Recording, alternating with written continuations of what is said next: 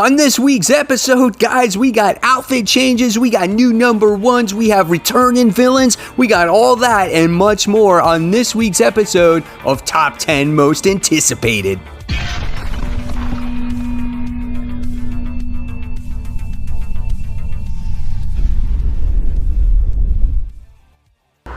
Hey, all my webheads out there, welcome back to Comic Book Corner 2.0, and fans, I am your host, Mike Spider Slayer, always helping you make decisions on what comic books to buy. And today, guys, I am bringing you my top 10 most anticipated comic books for next week. That's right, guys, it's never too early to start putting together that pull list for next week. And of course, guys, if this helps you make decisions on what comic books to buy, that is fantastic. So, guys, before we jump into this countdown, if you want to just go ahead, hit that join button right there on my home screen.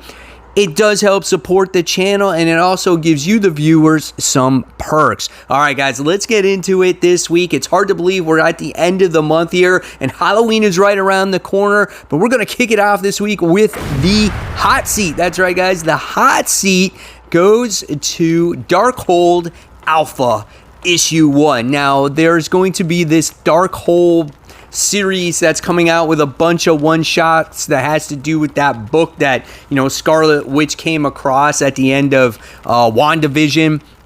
And now we're doing a comic book series on it. And at first I was kind of like, I don't know if I'm going to buy this. This is like a waste of money, waste of time. And then I'm like, well, maybe this book is going to be more prominent in the Marvel universe these days. So I was like, why not maybe give it a try? But this is very easily a series or something out there that just might not interest me. Again, I'm kind of iffy on the whole magic thing. So it's like I'm not a huge fan of it. So if it doesn't capture my attention, if I don't like this alpha story, why am I going to like the other one-shots, right?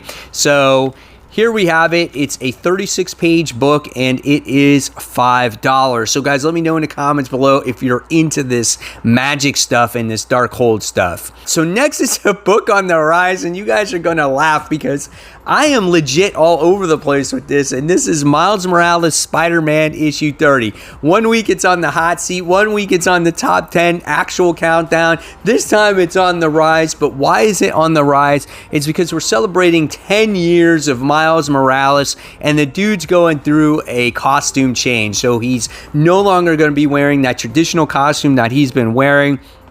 It kind of reminded him of all the evil clones that are out there that were imitating him. So he gets new threads, which honestly, it just looks like a jogging outfit, right? Just like activewear that he's wearing. So I don't know. And he kind of looked like, Kane Scarlet Spider. So I'm not sure what to expect of this. They're saying that this is the biggest thing for Miles Morales, and his 11th year is going to be huge. I don't know what to expect anymore from Miles Morales, but I'm here to collect it, to see where we are going to go, and obviously I want to see this whole outfit on him as well. So if you're following legacy numbering, this is legacy number 270, 36 pages, and this is $5.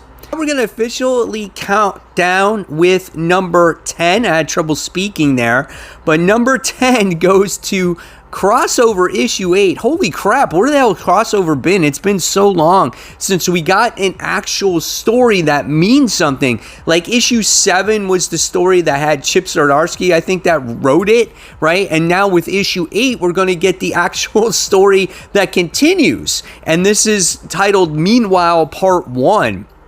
So this continues after the massive events of the last story arc. So we're going to see what happens in this new arc, and hopefully I can get excited about Crossover again, because I remember when issue 1 came out and I was like super stoked about this, and the series was pretty good, but it kind of lost its steam, and then it was introducing like cool things here and there. But now it's like it felt like it's been like 3 or 4 months since the book has come out, and now I gotta get pumped for this book again. So that's why it's a little bit lower on the countdown. Interesting to see how this bounces back. This is 32 pages and this is $4. Now we move on to number 9, and this book was actually really good, and there's a lot of great books I'm anticipating that are coming out this particular comic book week. So if some are a little bit lower on the list, it's because there's some great comic books getting ready to come out. So we have Darkhawk issue 2. Connor Young is the new Darkhawk, and he wound up developing, he was recently diagnosed with MS, multiple sclerosis, and you got to witness that in the last issue. And then what happened is he wound up becoming the new Darkhawk. And so it's basically what happens is like, one door closes, another door opens type of thing, right? He was this star high school basketball player. He's going to get a scholarship at Empire State University. Now he developed this, with MS, and now he becomes Darkhawk. And I thought that the introduction to this character was very relatable. I liked him. I felt like the ending of the first issue was a little bit rushed, but I think I'm going to enjoy this Darkhawk series. So if you can get your hands on issue 1, I definitely say check it out, and then go ahead and pick out issue 2. This is 28 pages, and this is $4. Moving on to number 8, we have the newest issue of Deathstroke, or newest series, Deathstroke Incorporated, issue 1. So here's the little description that it says. After suffering too many losses, Slade Wilson decides that it's time for a change when he is enlisted to work with ages-old secret organization called Trust, who wants to take down the heavy hitter villains. He's all in. They'll supply him with all new team resources for his new mission into the depths of the weirdest parts of the DCU, including a new partner, which is Black Canary. Wait, what? Black Canary? Dude, that's crazy. I am totally interested in this book. It's been a long time since Slade Wilson has had his own book, and this is what I feel that DC needs. They need more comic books with different characters in it besides just freaking Batman in it. So needless to say, at least we have Deathstroke in his own comic for right now. I think it's a limited series, so we'll see where this one goes. I'm definitely buying this one. 32 pages, $4. Moving on to number 7, we have Spawn issue 322. There's a new villain that's going to be in this issue, and it says an all-new villain makes his first appearance, the Disruptor. So that's going to be his new name, but Spawn is going to be fighting other battles, so how can he be 2 places at one time? Who cares, dude? You're Spawn. You can do whatever you want. You can battle whoever you want. You can do this, Spawn. I have faith in you, brother. So hopefully Spawn goes out there and meets up with the Disruptor and see what this character is all about. I love Spawn right now. It's hitting on all cylinders. And like I said 100 times before, you can't beat that price point of $2.99. Moving on to number 6, we have a great book right now. It's going to be ending soon. This is Black Cat issue 10. This has to do with the Infinity Stones. It's called Infinity Score Part 3. So here's the description. Infinity Score continues. Infinity Stones are incredibly powerful, but only get more so when in proximity to each other. Felicia Hardy has gathered 3 out of the 6, and the Marvel Universe may be completely hosed. So Felicia is gathering all the possessors of these stones, and I don't know, she's trying to create the biggest heist ever. Is she going to be in possession of these stones? Is she going to take them out of the people that are currently holding these Infinity Stones? It's a really great book, and Jed McKay definitely does a wonderful job at building some great character moments with Felicia. Makes her just a next level character, and that's what I appreciate that he's done for her, instead of just making her a sidekick or a subplot of Spider-Man story. So this has been a great series. I'm going to be sad to see it go. Hopefully it continues later on with some kind of writer, but I love this for right now. 28 pages, $4. All right, so climbing up the countdown to number 5, we have Thor issue 17, Revelations Conclusion. So this is only a 3-issue story arc before Donny Cates ramps everything up. This has to do with Thor basically dissing his hammer. Like, the hammer doesn't like him. He's leaving it somewhere so no one can find it or pick it up. But it's kind of crazy, man. Like, why would he like leave his hammer, somewhere, someplace, right? And he was out chilling in like New York with hanging out with Jane Foster in the last issue. So I don't know what's going on with him, his hammer, or anything like that. So this is obviously going to probably lead to something much bigger, because he's been dreaming about Thanos possessing Mjolnir and the Infinity Stones at the same time. Great series. There's still a lot to uncover here. Legacy numbering 743. Moving up on the countdown to number 4. This is Something is Killing the Children. This is issue 20. Can Erica withstand the final stages of the mysterious Order of St. George initiation? So in the last issue, we got to see her battle the monster, right, that basically killed, or actually did kill, her parents and like her best friend. And the monster tried to scare her, and it was kind of like a Yellow Lantern thing. She had to overcome like great fear to be initiated into, St. George, right? And she passed that first step by overcoming the fear of the monster, because the monster feeds on fear, right? So that was pretty cool, and she winds up leaving the building, and now she's ready for her next test. It's a great book. I love it. Every single issue has been phenomenal. I'm very disappointed that I never started this this series at issue 1. I started it at issue 6. God dang, I wish I had that first issue, man, right? But nevertheless, it's still a great story, even though we're going on to issue 20 at this point. This book is 32 pages and $4. We're moving up to the top 3, and number 3 goes to Inferno, issue 1.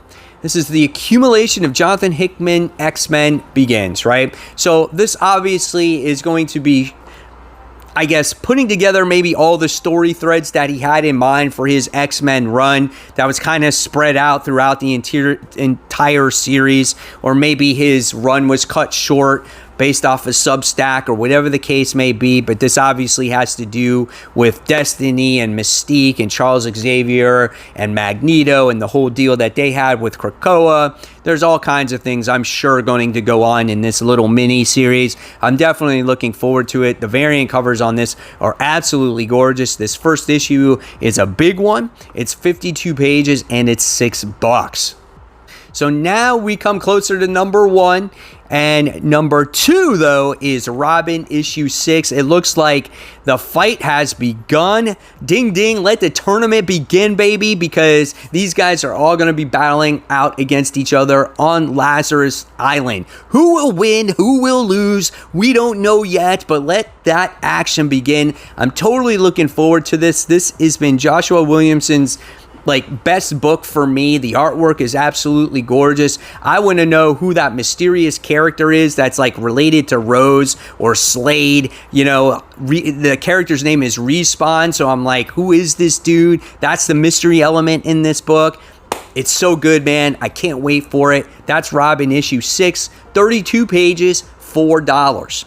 And last but not least, my number 1 most anticipated, and this is probably a lot of you guys because you want to see how this whole freaking thing wraps up. The accumulation of Nick Spencer's run. This is the Amazing Spider-Man issue 74. This is it, guys. It's Amazing Spider-Man, legacy numbering 875, as we find out what the hell is going on. What happens to Kindred? What happens to Harry? What happens to Norman? Who are the freaking kids? What gets retconned? What else is going to happen in Nick Spencer's run that he's going to shove in this very last book? Let me just tell you, man, that last issue 73, was a head scratcher. Because if you have not followed Spider-Man in recent years, you were going to be lost. And you definitely had to do your research with it. So we got some hairy AI that just retcons sins past. And now a lot of people are hoping that we're going to get retconned one more day. And hopefully it's this gambling thing going on between Mephisto and freaking Doctor Strange. And if Peter Parker can survive Kindred, maybe he tears up that contract and then MJ and him get married or whatever the case may be. I'm hoping that's what happens, because if it does not happen, people are going to flip their shit. Let me just tell you, if one more day is not retconned, people will lose it. But I'm definitely looking forward to it. It's my highly anticipated book of the week. This book is 92 pages. Are all 92 pages going to this story? We'll find out. $10 price tag. But again, we'll see what happens in the conclusion of Nick Spencer's run.